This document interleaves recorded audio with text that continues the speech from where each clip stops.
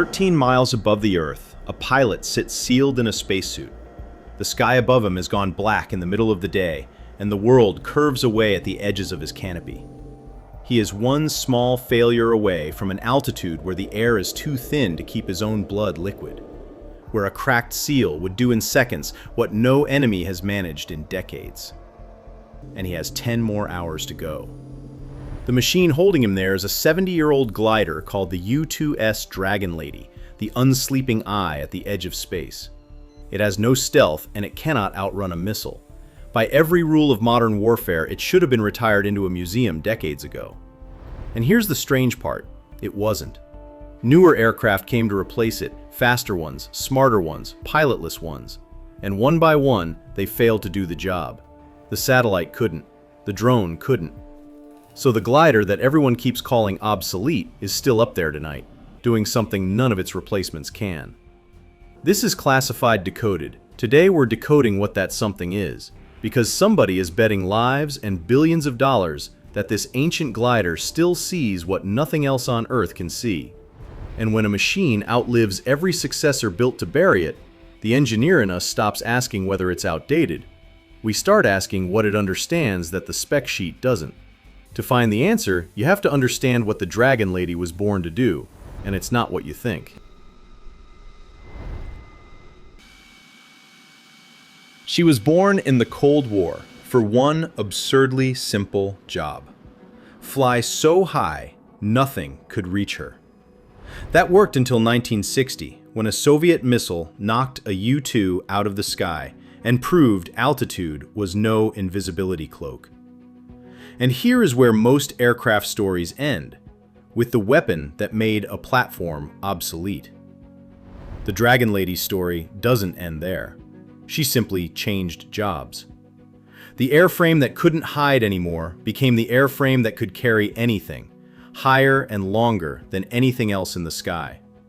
So the real question isn't why she was built. It's why, in the age of the satellite and the drone, the most advanced air force on Earth still needs a human being sitting at the edge of space. And to answer that, forget for a moment about missiles and enemy fighters. The thing that really defeats a spy platform is quieter and far harder to beat. Consider the spy satellite: magnificent, untouchable, and utterly punctual. Its orbit is a train schedule. A capable adversary tracks exactly when that satellite will pass overhead and simply waits it out. They roll the mobile missile launcher back under the shed, cover the excavation, and hold still. The satellite photographs an empty field, precisely on time, and moves on. Nobody had to shoot it down. They only had to know when it was coming. That is the wall every replacement for the U-2 keeps running into. Call it the predictability problem. A good picture of the battlefield needs three things at once: to arrive unexpectedly, to carry heavy sensors, and to have a thinking mind on the scene deciding what to look at next. And nothing but the Dragon Lady buys you all three in a single package. Now let's watch how one fragile glider beats a timetable, one system at a time.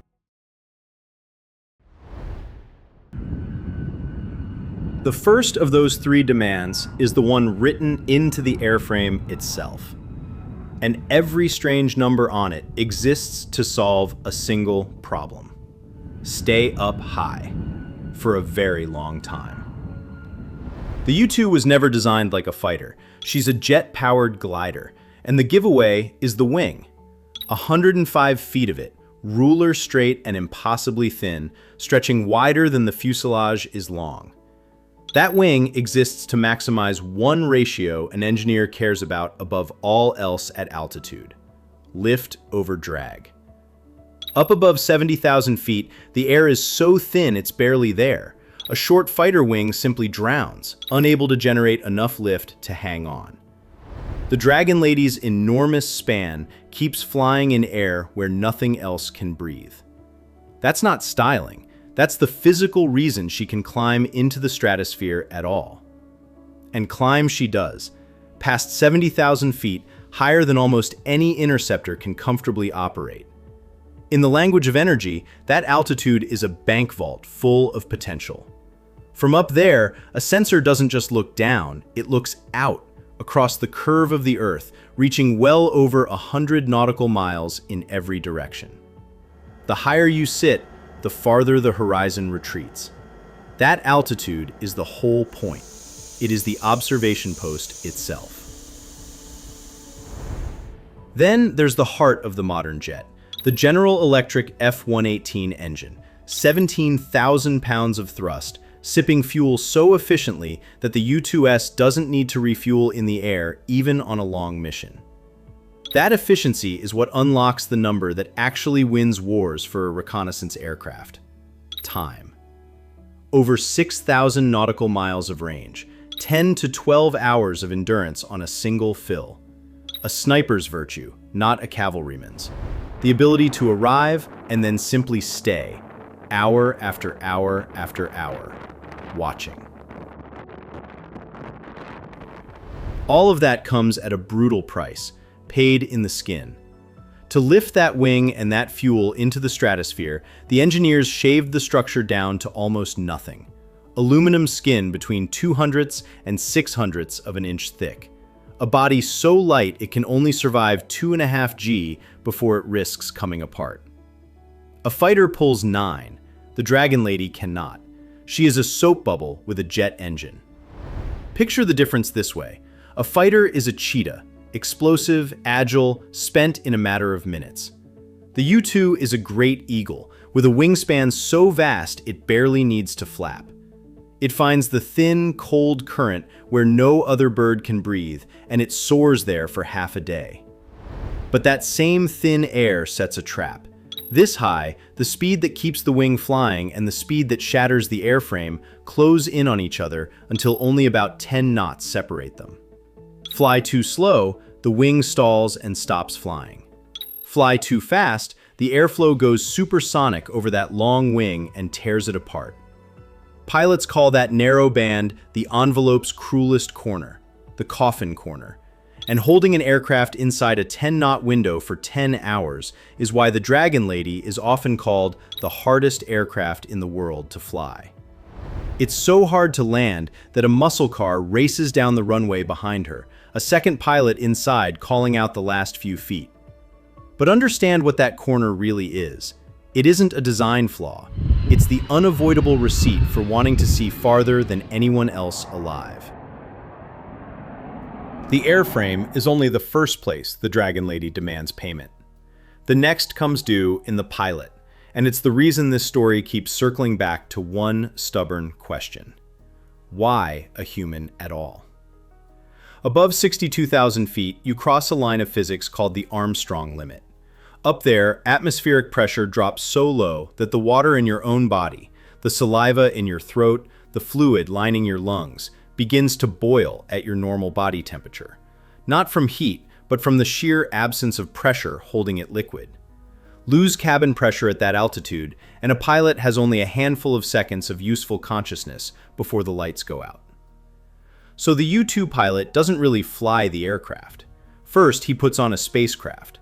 A full-pressure suit, identical in principle to what an astronaut wears, costing more than $125,000. It is the only thing standing between him and those few seconds of consciousness. If the cabin fails, the suit's bladders inflate and clamp down on his limbs, squeezing hard enough to hold his body together where the pressure no longer can. Before he ever climbs in, he breathes 100% pure oxygen for a full hour, purging the nitrogen from his bloodstream. Then, sealed inside that suit for 10-12 hours, he eats paste squeezed through a tube into his helmet, drinks through the same tube, and sweats into a liner. The Dragon Lady doesn't let a pilot operate a machine. She makes him wear a small starship, and only then lets him aboard. And even that isn't enough. To save weight, the cabin was never fully pressurized. Historically, it held the equivalent of 29,500 feet, the altitude of the summit of Everest. Sit on Everest for 12 hours and the nitrogen still dissolved in your blood turns to bubbles. Open a shaken soda at altitude and the fizz stays in the can. Do that inside a pilot's bloodstream and the fizz ends up in his brain.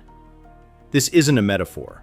When the Air Force scanned the brains of its U-2 pilots, it found white matter lesions, clusters of damage scattered through the tissue, nearly 4 times more than in people who never fly that high.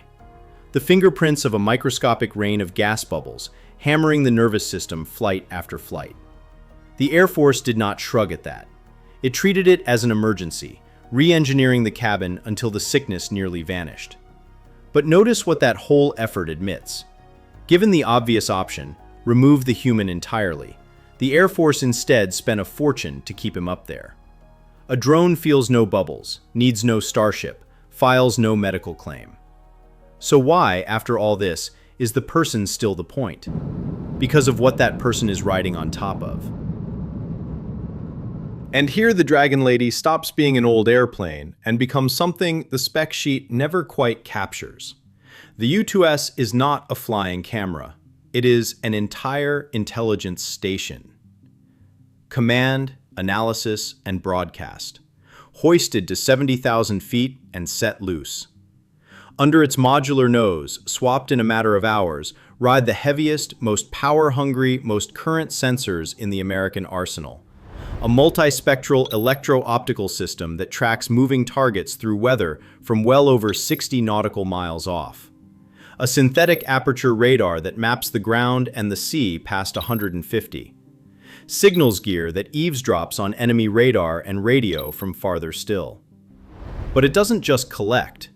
On board, in real time, the aircraft processes, encrypts, and broadcasts that intelligence, down to ground stations and up through satellites, while it's still on station. It is even flown with an artificial intelligence at the sensor controls, deciding where to look and how to route around threats mid-flight. This is a living analysis station, not a machine hauling film home to be developed a day too late. Now weigh it against the machines meant to replace it. The MQ-9 Reaper drone is cheaper by the hour, and it lives and dies on a satellite link. Jam that link, and the eye in the sky goes blind on command. The RQ-4 Global Hawk can loiter longer, but it can't lift the Dragon Lady's heavy optics or generate the raw electrical power her radars and jammers demand. And the satellite, for all its reach, is that predictable train we already met. Then there's the moment that settled the argument. February 2023. A Chinese surveillance balloon drifts across the United States at 60,000 feet. Too high for a fighter to loiter alongside and study it. The Pentagon sent up a 2-seat Dragon Lady. From the stratosphere, she shadowed the balloon, stripped its electronics bare, and mapped exactly what it was before it was brought down. No satellite could have been retasked to hang there on demand. No drone carried the sensors to do it. Only the human at the edge of space, arriving unannounced, could answer the question in real time. And the sharpest irony of all, the Global Hawk, the drone once sold to Congress as the U-2's replacement, is now scheduled to retire first, leaving the 70-year-old design still flying after its successor is gone. Everything we've just walked through reads on paper like a list of fatal weaknesses. The kind any sane program manager would use to justify killing the aircraft. But step back and the list stops looking like weaknesses at all. It looks like one machine where each flaw is quietly doing a job. Follow it. The fragility forces the aircraft to land every night. Landing every night is exactly what lets ground crews rip open that modular nose and bolt on the newest, heaviest sensor built this year. The upgrade a satellite, welded shut and locked to 15-year-old technology the moment it launches, can never receive. The very thing that makes the Dragon Lady seem obsolete is what keeps her permanently current. And the human, the one paying in brain tissue, turns out to be the component nothing can replace. The latest computer refresh gave her a mission processor nicknamed the Einstein box, and with it the U-2 became a translator in the sky. The F-22 speaks one secure data language, the F-35 speaks another, and by design they cannot talk to each other. Link 16 is a third tongue again. The Dragon Lady now listens to all of them at once, translates between them mid-air, and rebroadcasts a single coherent picture in real time. She doesn't just sit inside the battle network. She's what lets the network work at all. A mind on the scene, on no single jammable link, replanning the mission on the fly. That is not a bug the Air Force tolerates. It's the feature it's paying for. Which flips the very first thing we said. The coffin corner isn't the Dragon Lady's curse. It's the reason she survived. An easier aircraft, comfortable, forgiving, pilotless, would have been turned into a drone long ago and locked to old technology behind a single link a jammer could kill. The pain is the price of relevance. She hurts because she's still worth hurting for. That's the mission the Air Force can't quite bring itself to end. On the surface, the case for retirement is airtight. The parts suppliers have shut down, the maintenance bills are brutal, and against modern air defenses, a non-stealthy glider is genuinely vulnerable. The Air Force is not wrong that her days are numbered. But Congress looked at the same aircraft and saw a gap. The satellite constellations meant to inherit the mission don't come together until later this decade, and the classified drones aren't ready. Retire the Dragon Lady now, and the nation goes partially blind in the meantime. So the order came back. Retire no more than a handful and rebuild 4 airframes rivet by rivet. And in her final years, the Air Force is using her as the one thing only she can be, a flying laboratory, wiring up the sensor web that will one day replace her, testing the plug-and-play payloads bound for the B-21 and the fighters that come after. She is a living bridge, building her own successor with her own hands. So here's the question worth sitting with. When the machine you're trying to replace turns out to be the only one that can teach its replacement how to see, is it obsolete? Or is it the most modern aircraft in the fleet, wearing a 1955 skin? Congress just voted. The Dragon Lady flies on. The real puzzle is what it means that she has to.